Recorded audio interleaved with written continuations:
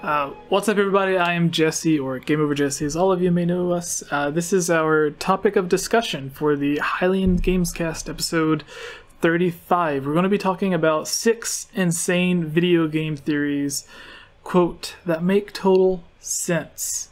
This is from cracked.com. A lot of you guys have mentioned that you like when we go through and basically debunk, confirm, give our opinions on pre-made lists. Because we've done so many lists on the channel, you guys like to hear our opinions on other people's lists. Some of them are completely stupid, so we just go through kind of making fun of it, but then there are some that are really good, so we go through and talk about how awesome they are, I guess. But joining us is Axel, who I believe was on the top 15 Zelda theories list, and for the first time, Gibbs is here from our Discord channel, which a lot of people may know, who's recently started streaming as well on his own Twitch.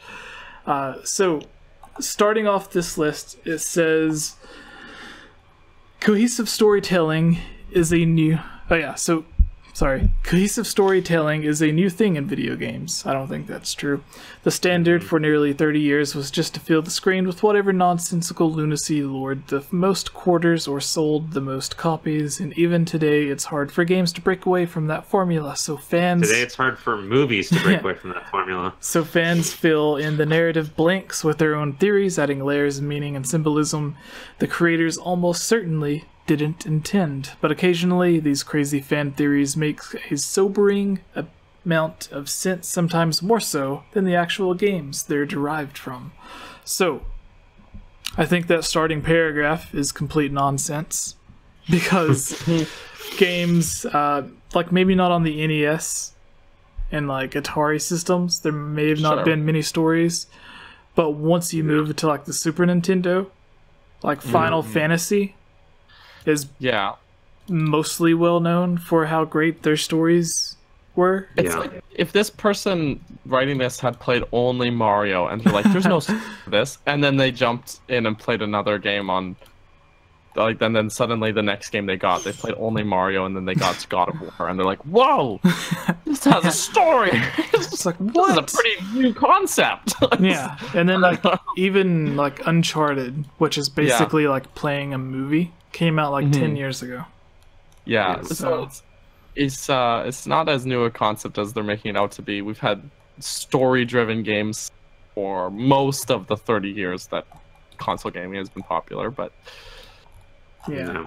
Alright, so I will start us off with, it begins with Donkey Kong Country is anti-American propaganda. Alright. So, we're really getting going, aren't we? Yeah. I'm pretty sure this is a game theory one, too. I know old Johnny loves the MatPat originals. On the surface, Donkey Kong Country documents the journey of a well-dressed gorilla across 40 epic levels as he seeks to reclaim a hoard of bananas stolen from his family by a crocodile monarch who saw it fit. The way they're writing this, it's making out to be as crazy as it can, a crocodile stealing bananas from a monkey, but anyways. Saw fit to leave them strewn across an entire island continent, rather than keep them in a single giant fruit basket.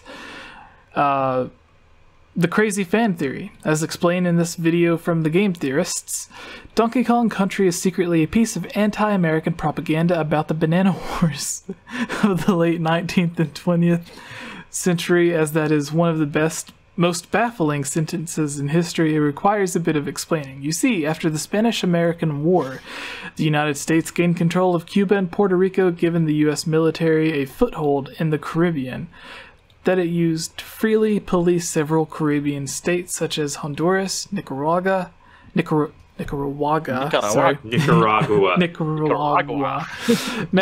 and Haiti. Yeah, it frequently intervened on behalf of the United Fruit Company, known as Chiquita Brands International. Chiquita. Yeah, who illegally overthrew local businesses in those states to gain virtual domination of the banana trade. This is where the term Banana Republic comes from, which would later be used to unironically sell expensive clothes to yuppies. The theory... Oh, this goes on for a long while. Alright, so I'll just read the next paragraph and then we'll move on, because you basically get... Actually, I don't even need to read the next paragraph, because that pretty much sums it up. The rest just goes into like minor details just about the it. finer details, like the boats and stuff, but... I think that Nintendo looked at it as like, oh, monkeys are known for bananas. Let's put bananas in this game to collect. Mario collects coins. Yeah. Like, what else could it possibly have to connect it to this historical event? Like, I don't follow. The bananas... Well, there's like the boats and the military outfits that's the Kremlin wear, and there's industrial themed levels. Yeah, like but that's just like... There are the dumb theories about like the hearts, or the theories in Zelda that suggest the heart pieces are real hearts. When it's like, no, they're there for gameplay mechanics only. That's it. They're just collectibles to make it more game-like. So, like, you're putting theories into something that is only based off of, we need something for you to collect. Like, Mario collects coins. Let's give these... What can we give these monkeys? That obviously means that bananas. Mario is, has a lot of, like, socioeconomic subtext. Yeah, he's a business owner. He's got his own plumbing business. He's fighting against a tyrannical monarch. Yeah. So... Alright, anyways, so I think... That would make perfect sense. The capitalist plumber fighting the anti-capitalist monkeys. This makes perfect sense. The one thing I will say, I thought of something really cool that I wanted to do, where it has, at the beginning of Donkey Kong Country, when it has Donkey Kong going into his room or whatever, saying all the bananas missing, and then he walks out. I wanted to like splice that with the video of the Yiga Clan hideout where they have the stockpile of bananas. All right. Yeah. I like it. Fair enough. I gotta make that happen. Yeah. So anyway, like it's something it would only take like 10 seconds, but I've been too lazy to do it so far. But Axel, would you like to take us to number 5? If I can scroll down to it in time. Okay, so yeah. Mario and his friend, number 5. Mario and his friends are just actors. Mario and his pals have been in just about every type of video game there is. Platformer games, racing games, sports games, fighting games, role-playing games, even Mike Tyson's goddamn Punch-Out, which is a racist boxing game. The Mario gang is unique in the sense that they don't seem out of place in any particular genre because we accept them in pretty much any role. No. Crazy fan... Hold on. What? There's a basketball game where it has realistic NBA players in it. But Mario and his friends are also in the game, and they stick out like a sore thumb. Yeah. So was this basketball game hosted in like New Donk City Stadium? No, it was on the GameCube. I think it was like NBA Playground or something like that. But anyways, continue, Axel. I just wanted to mention that they are unaware of that game, apparently. They do seem out of place sometimes. Occasionally. The crazy fan theory. According to a popular fan theory that's been floating around the internet, Mario and his crew are just a group of actors playing whatever parts the video games require them.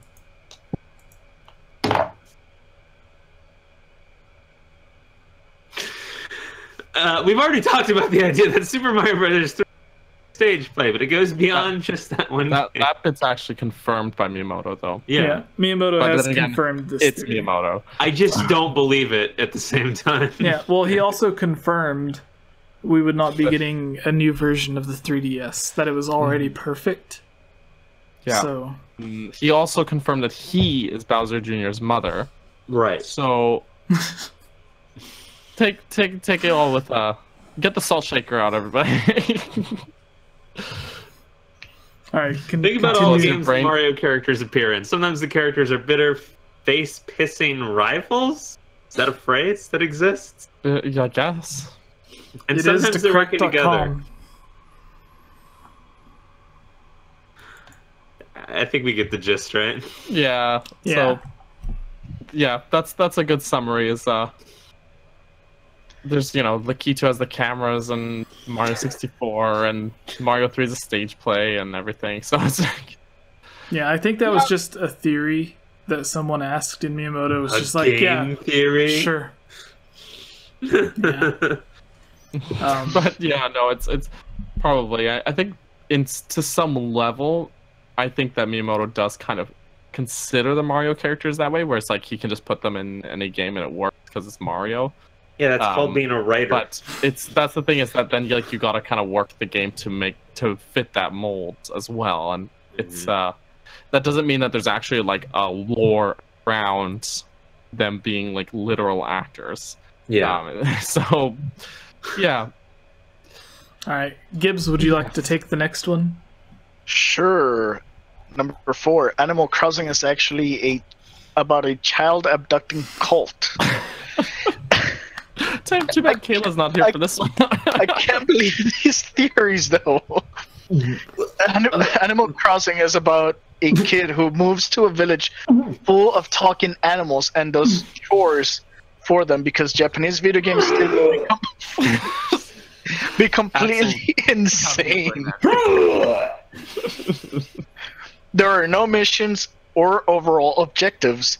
You just sort of exist in the village, planting stuff and talking to cats.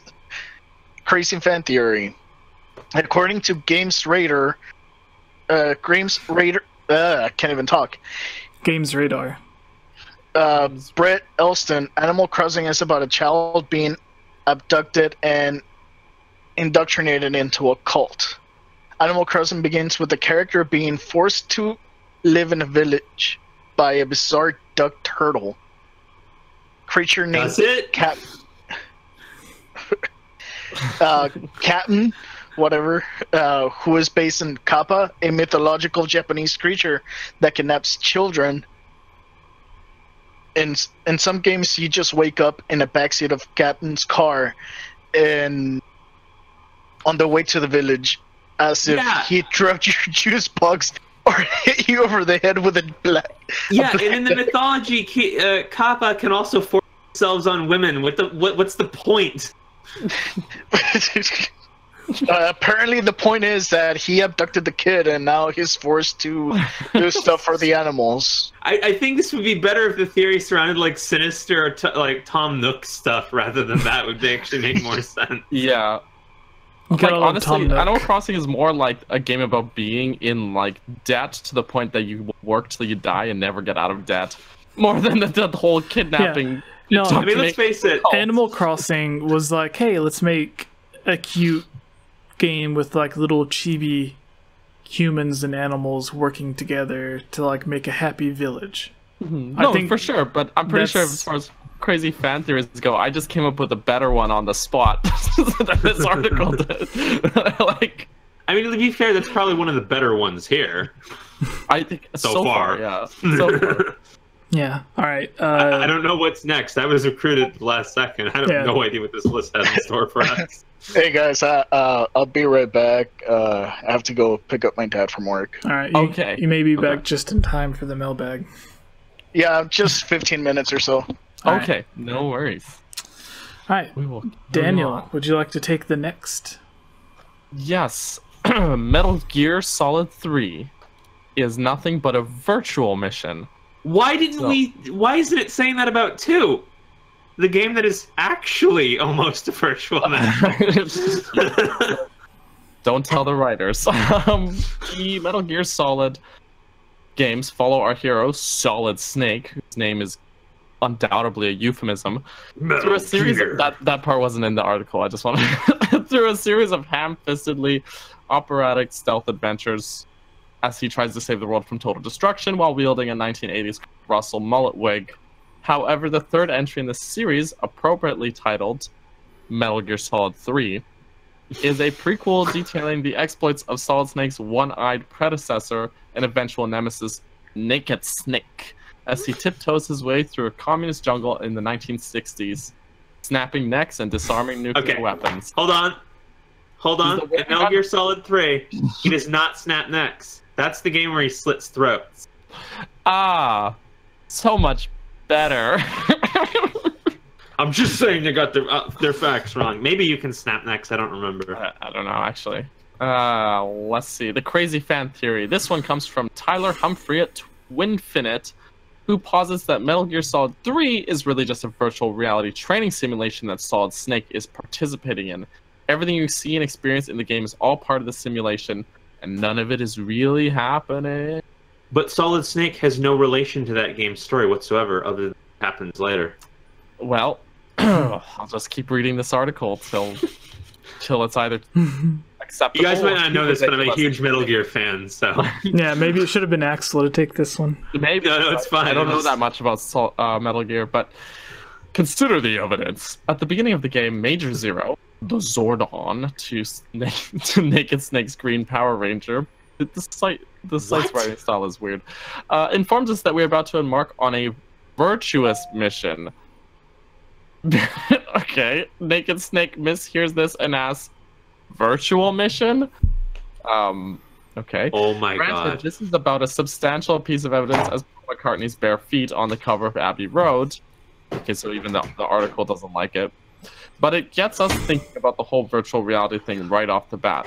Furthermore, the previous game, Metal Gear Solid 2, was revealed to be nothing but a virtual simulation and a surprise twist during the game's climax. Is that true, Axel? Not entirely, no, it's not. It's a simulation, it's not a virtual reality simulation. Okay. It's real life, but the whole situation is fabricated. Oh, interesting. So the producers of Metal Gear are making damn sure this might all be fake as the neighborhood our minds are playing in as soon as 3 starts. Much stronger evidence occurs if during the course of the game you kill a man named Ocelot, who is a crucial character in the previous 2 entries of the series. Remember, Metal Gear Solid 3 is a prequel, so killing Ocelot would be like killing off Obi-Wan Kenobi in Attack of the Clones. Anyway, should you kill Ocelot, the game ends and you get yelled at for screwing up the future timeline by Roy Campbell, a character who does not otherwise appear in this game. Roy Campbell is Solid Snake's contact in the other Metal Gear games. However, as we previously mentioned, a man named Major Zero is supposed to be your contact in this game, and indeed, every other time you screw it up, it is Zero's voice you hear scolding you about it. Yeah. When you suddenly hear Roy Campbell's voice berating you about creating a time paradox because Metal Gear Solid 3 is just Solid Snake playing a training mission, whenever you do something that alters the timeline of events, you hear Campbell yanking him out of the simulation like Jeffrey Fahey in The Lawnmower Man. Given what we already know about the crazy bastardness of the game's creator Hideo Kojima, this doesn't seem that far-fetched. But if it were just a simulation, why would he get mad at you for doing that? For creating? Exactly. Like, it makes no sense. Like, it would be inconsequential. And here's the thing. They only did that as an Easter egg because Roy Campbell's voice is, like, iconic to the series. It's, like, a huge deal, so they just wanted to put it in there. Yeah, it seems more in the realm of Easter egg to me. Yeah.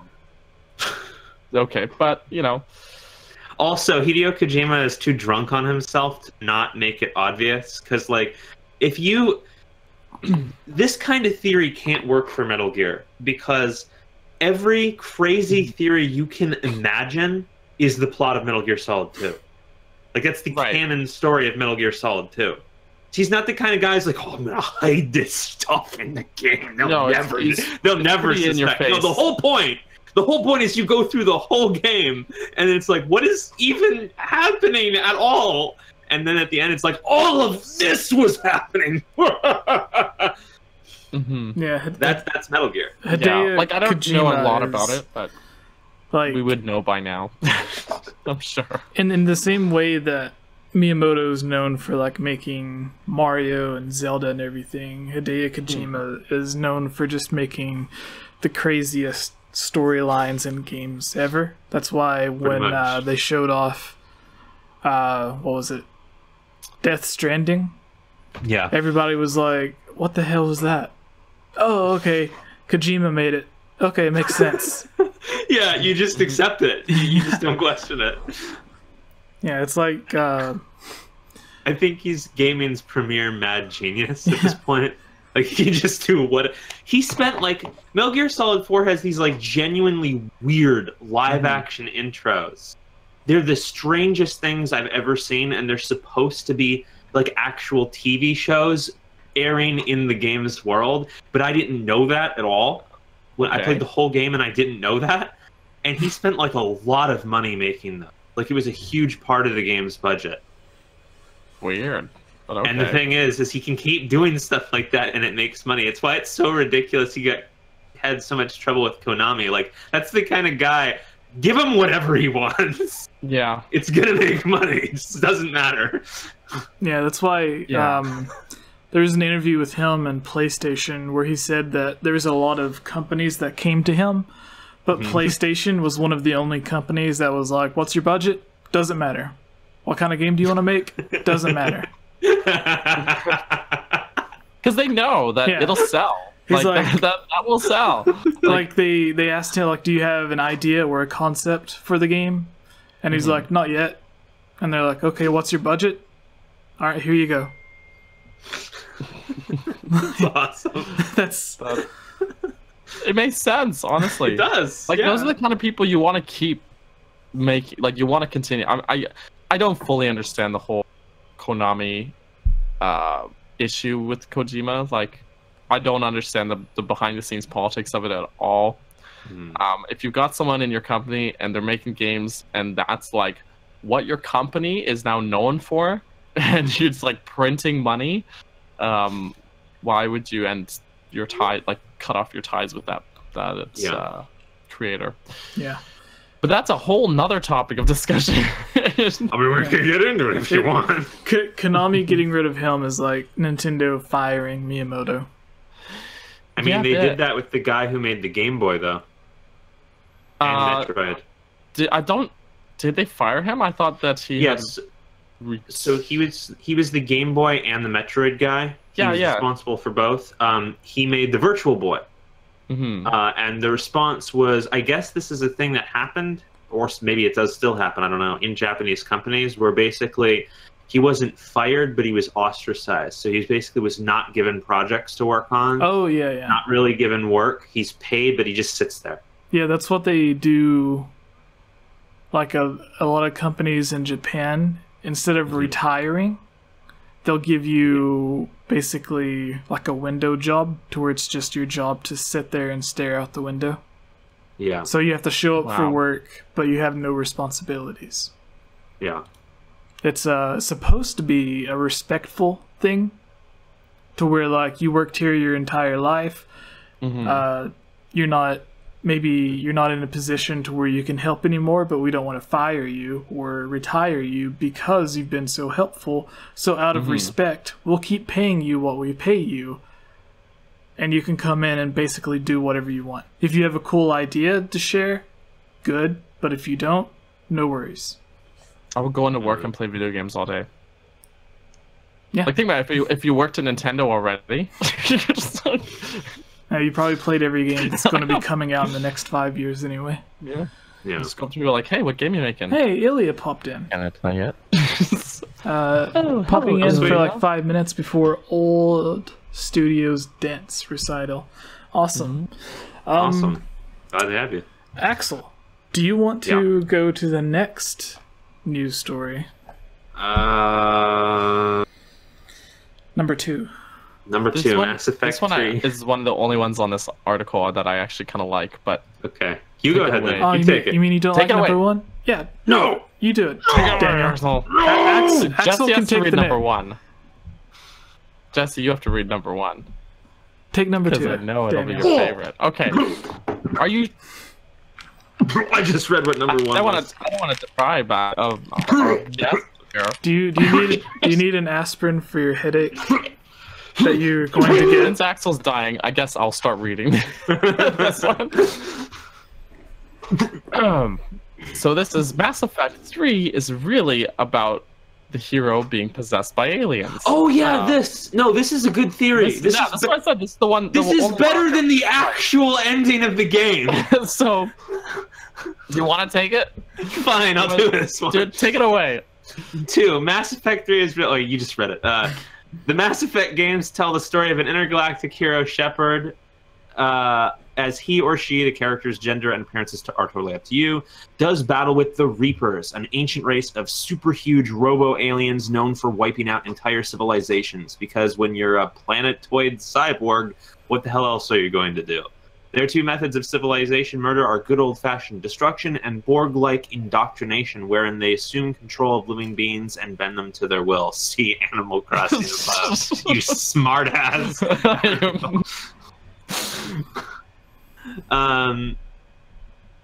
At the end of Mass Effect 3, you're given 3 options to supposedly end the Reaper threat, control the Reapers, Shepard dies, or synthesis, which effectively turns everyone into Reapers, or destroy the Reapers, Shepard dies, probably. All in all, it's a pretty thankless and confusing way to end an epic trilogy. This is a phenomenon called the Dark Knight Rises effect. Is it, though? Okay. I don't think it is, but okay. I like the Dark Knight Rises, so I don't know. Okay. The crazy fan theory. Shepard was slowly being indoctrinated by the Reapers all along across all 3 games, and the ending of Mass Effect 3 represents their final attempt to assimilate Shepard. There is a 2-hour documentary assembled by fans that laboriously goes over every possible clue in the series, but we're only going to talk about the ending because we just microwaved some Hot Pockets and they're starting to get cold. I can keep going over some of the examples, but... Yeah, let's do it. Okay. Toward the end of Mass Effect 3, Shepard gets blasted with a powerful dose of Reaper energy, like a hose of evil, psychic, techno-alien anger juice, I guess. The series constantly emphasizes that people get indoctrinated after prolonged exposure to the Reapers, and Shepard has been around them for 3 games at this point. So fans suggest that this Herculean laser zap was the final straw, and that everything afterward is a result of the Reapers invading Shepard's mind.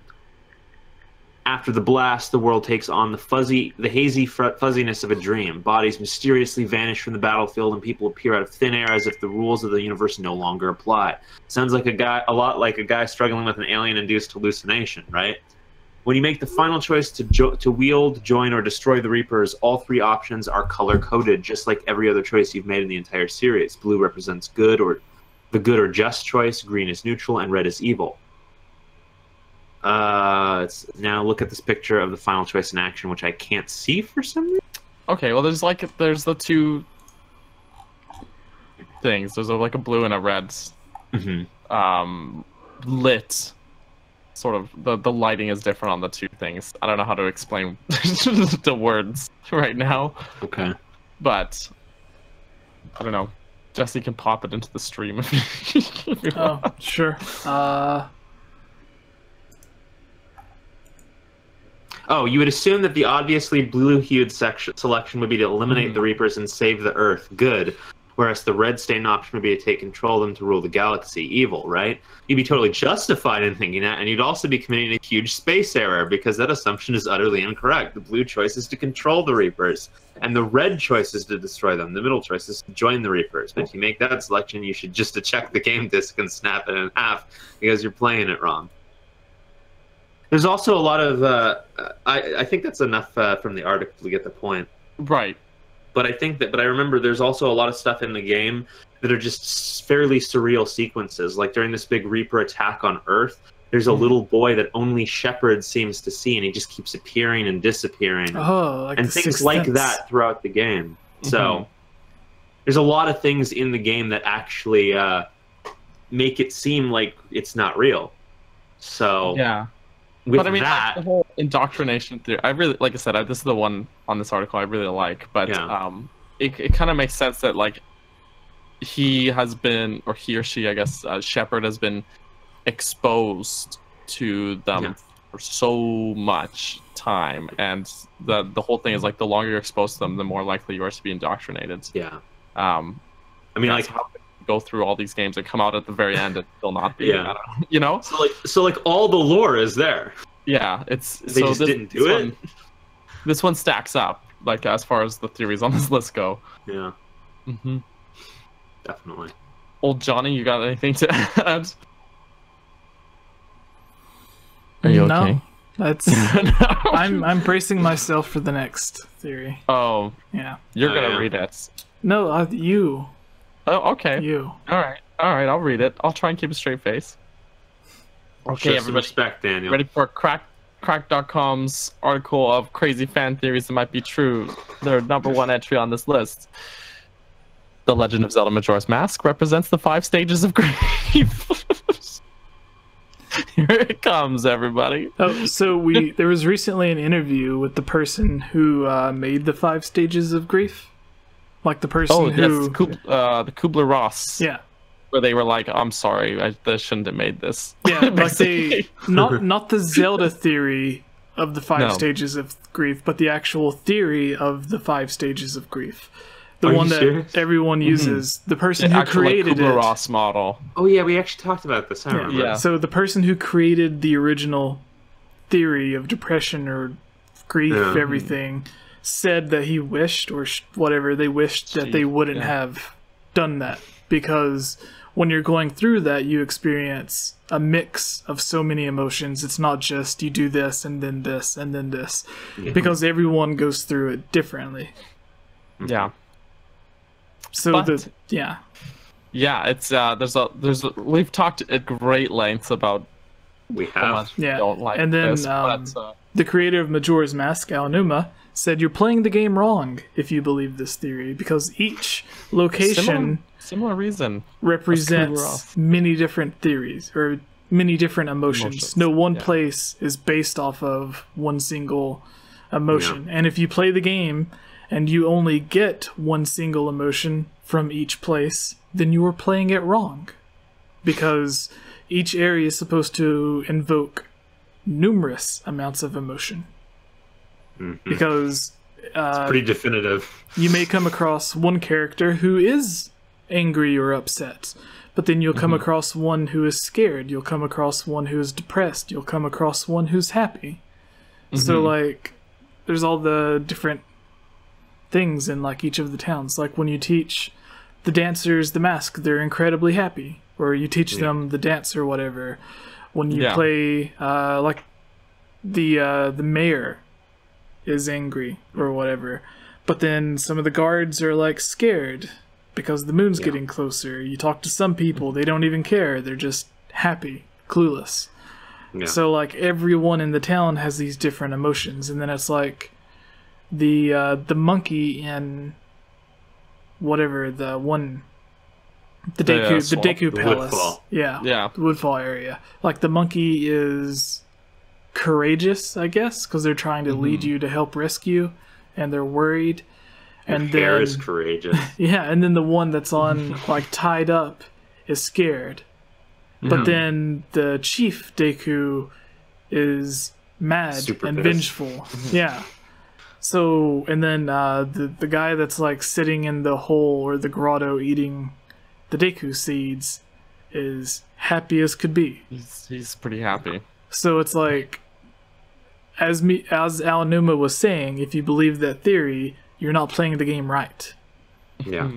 So continue, Daniel. Yes. So our friends at Cracked write, The Legend of Zelda Majora's Mask is about an adventurer named Link trying to find his lost fairy companion Navi, because apparently he didn't get enough of her annoying BS in Ocarina of Time. On his way through the forests, Link gets mugged by a lunatic named Skull Kid and must go on a quest to track him down, completely forgetting about finding Navi in the process. Yeah, because obviously nothing more pressing is going on. It's like kind of got to deal with the matter at hand. The fan theory, the crazy fan theory. This one has been floating around long enough that we're not sure who came up with it, but here is a nice summary explaining why the events of Majora's Mask are all occurring inside of Link's head and represent the 5 stages of grief over his lost friend. So, at least they're not saying that Link died. The actual theory, I thought, was supposed to suggest that he died, and then he was coming to grips with that. So he's like grieving his own death? Yeah. Seems kind of selfish. Welcome back, Gibbs. It's like, oh man, I died. You all died. That's so I feel sad. so bad for you guys to live your life without me. So, according to the theory, Link actually gets knocked out or into a damn coma, depending on how long it takes you to beat the game, after he falls off his horse during the opening sequence, and the rest of the game takes place in his mind. The first place as you know. Of course. Now here's my issue already, is I hate it when you have a cop-out ending in games and it's like, it was all in his head. I don't know. Yeah, That just it's never literature, good. movies. The only thing that pulled it off well was the movie Brazil. Brazil. Brazil. Should watch that movie. Also, welcome Cece.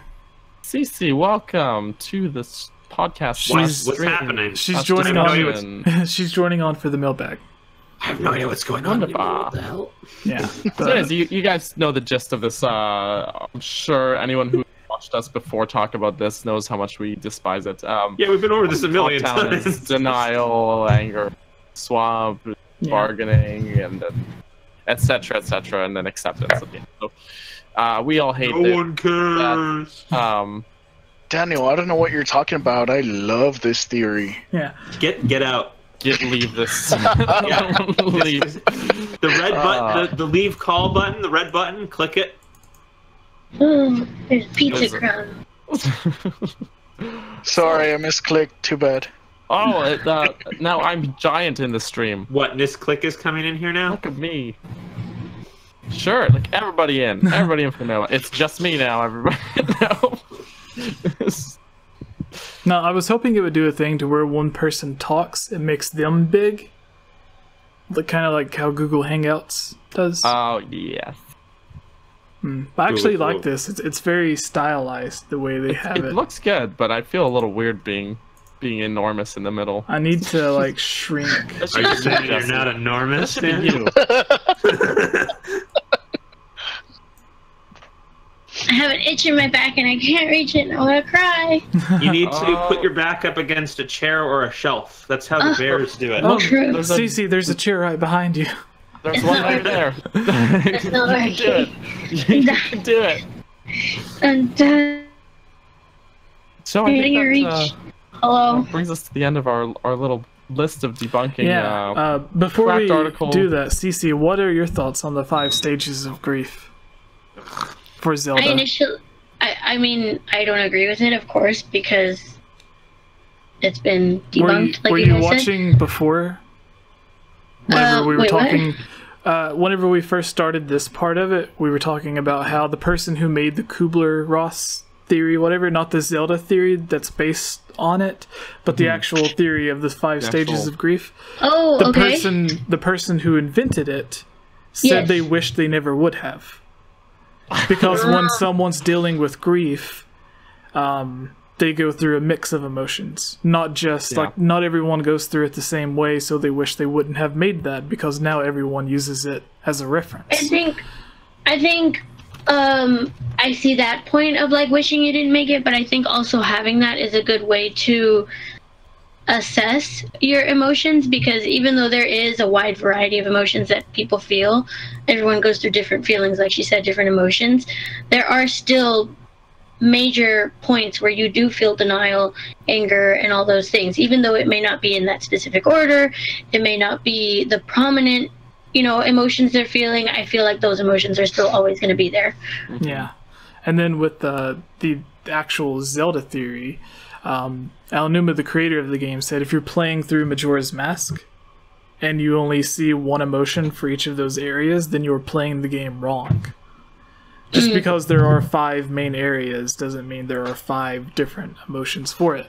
And for example, because he said like there are there's the mix of emotions for each area. So like they use anger for Clocktown because the mayor is angry, but then if you talk denial. Yeah, or denial, whatever. So I was thinking it was anger for some reason. Maybe that's the Deku person. He's angry. Yeah, that's the swamp area. Yeah. So then, like in the swamp, the mayor is, or not the mayor, The Deku. the Deku King, whatever, is angry or whatever. But then the monkey that leads you to the other monkey that has to get you to help is being courageous. The guy in the grotto, when you go in the hole to buy the magic beans from, he's as happy as can be because he's selling you overpriced magic beans. And then, like, the monkey that's tied up is really scared. And then the princess is also scared or terrified because she's wanting to be saved. So, like, everyone has different emotions. The people, the witches taking you on the boat ride could care less. So, like, just because, like, as Aonuma said, there's so many different characters with so many different emotions in each of the areas that if you play through the game only seeing one emotion for each area, you are playing it wrong. So everyone, if you believe this theory, please unsubscribe. Alright. Go away. You see. So, let's start with the Zelda mailbag. Are you guys ready? Yes. Are you ready, Axel? You can stop. Axel, you could rejoin us. Rejoin the land of the living. Someone give him a bottled fairy. I'm gonna stream too, just for fun. Sweet. If you don't mind. Soup. No, that's fine. What I missed? Did I miss something? No, we're starting the mailbag. You're just in time. You're just in time. You've suffered through the pain long enough. Something you have experience in. Yeah, Cece, you're a fan of Axel's mailbag. The original Curiosity Shop. The original Curiosity Shop is terrible. What are you talking about? And yet, that's why people love you. Yeah. When I went through all the episodes to add them to the playlist on my channel, I was cringing at the interest of all the old mailbags. So it's just watching progressively going and getting less cringy. Yeah, but we're all our own worst critics. Even my own old videos, I just can't watch most of them, to be honest. They can't be as bad as mine. Probably not. I don't know. I made some good videos, so. I don't know why. I'm trying to get it so I can put it whoever's talking gets big, like I was mentioning earlier, but I can't do it for some reason. When I double click, it takes me to that person's thing. So I guess it's impossible. We need one more person. That's the answer. Is it? Are you sure about that? I'm not sure. Add one more person and just say, "Just look pretty." Just look pretty. Just sit here. All right. Are you guys ready? Actually, I need to put in the time code. So we are at 1 hour 43 minutes. RPG in the chat says Axel's an odd fellow. Your face is an odd fellow. You sure are correct there, RPG. Yeah. Anyone busting their head open with a baseball bat. It's pretty odd. I don't know what you're talking about. I can't remember the last 10 minutes. Well, that's the side effect of a concussion. I thought that was just a side effect of the theory, but okay. Oh yeah, that's true. Just listening to the theory kills your brain cells. All right, are you guys ready? Yes. All right. Wait, where's the question? In the. I'm so sorry. The list. Where? At the top of the chat? I'll post it to you. Hylian's Gamecast. Yeah. Okay, it's there. Okay, I'm sorry I interrupted you. Go. Oh, you're fine. All right.